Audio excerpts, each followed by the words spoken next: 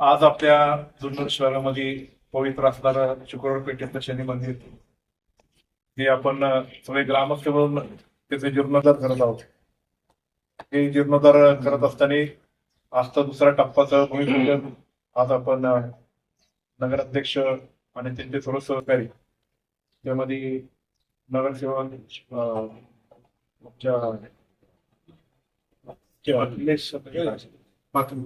Paturkar madam असतील, राजू दादांच्या मंडळी असतील, आझम भावी असतील,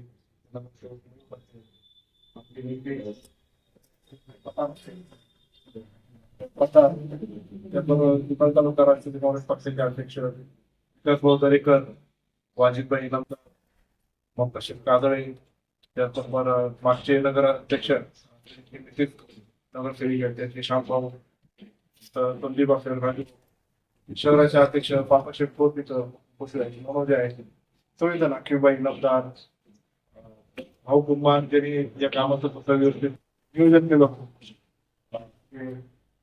भाऊ कुंभार असेल, तांबोळी असेल आणि इथं या संपले असेल, गोटा भाऊ असेल, गणेश शिकवले असतील आणि या परिसरातले आणि कॉन्ट्रॅक्टर स्थापन.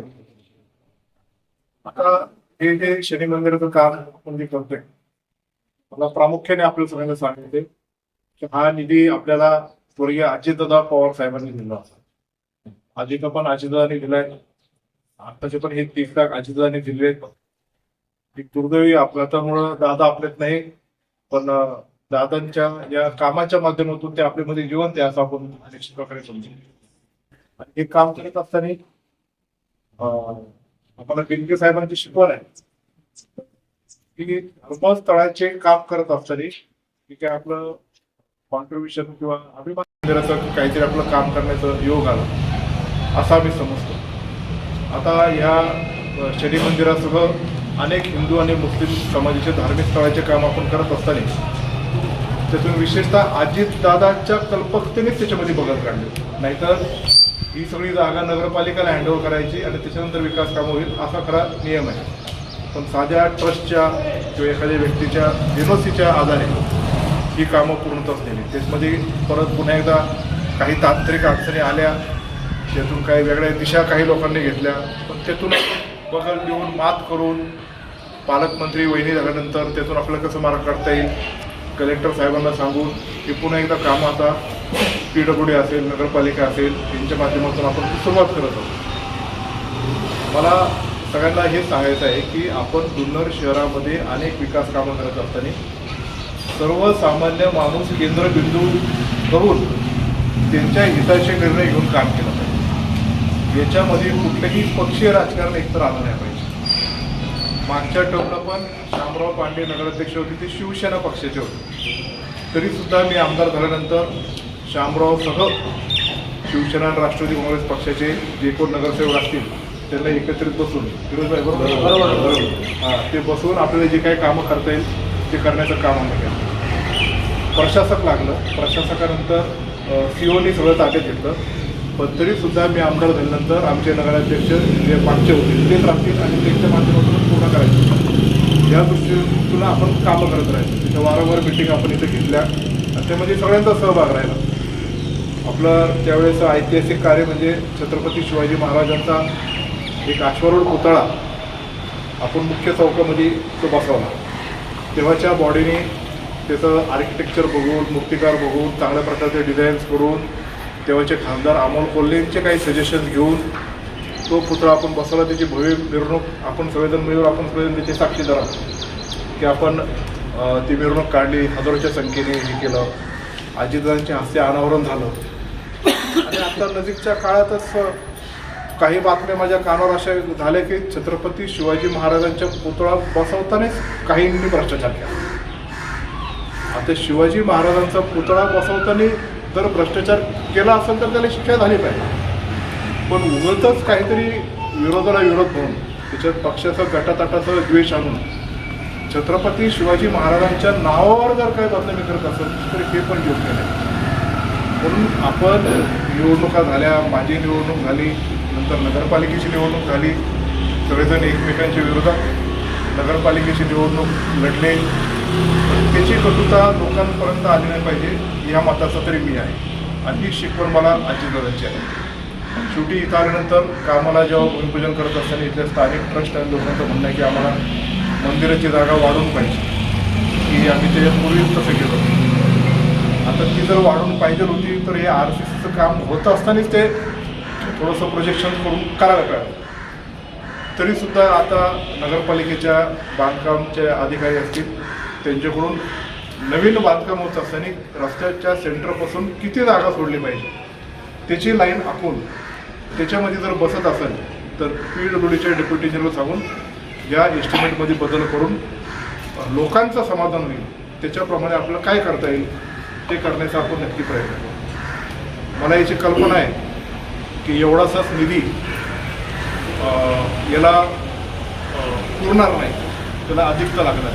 काम मोठं आहे, पण निदान या मजल्याचं तरी काम आपण पहिलं प्राधान्याने पूर्ण करून नंतर वरच्याला जावं, म्हणजे जेणेकरून इथं कार्यक्रम चांगले होतील, लोकांना इथं आल्यानंतर समाधान वाटेल, आणि आम्हालाही जरा समाधान वाटलं की काहीतरी हातात घेतलं ते पूर्ण झालं. ते सगळं हातात घेतलं ते होणार नाही, म्हणून त्या दृष्टीने विचार करावा. प्रत्येकाचे मत भिन्नता असते, पण प्रॅक्टिकली जे पुढे जाणार आहे त्याचा विचार करून आपण सर्वांनी ते केलं पाहिजे, याप्रमाणे मला सांगायचं आहे.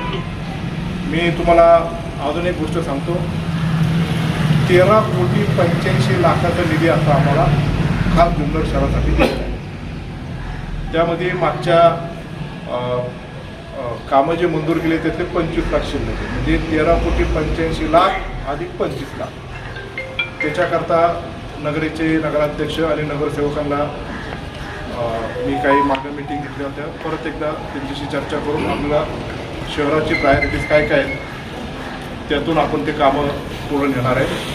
त्यातून मला काय करता आलं तर मी करेल, पण आत्ता मी लगेच काही सांगू शकत नाही या मंदिराच्या बाबतीत. पण नक्की सांगतो की सुनेत्रा वहिनी आपल्या जिल्ह्याचे पालकमंत्री आहेत, राज्याचे उपमुख्यमंत्री आहेत, विशेषतः अनेक 3 पक्षाचं सरकार आहे, पण सगळ्यात जास्त प्रेम आपल्या पुणे जिल्ह्यावर, जुन्नर तालुक्यावर पवारांनी इतकं एवढं कोणीच करू शकणार नाही.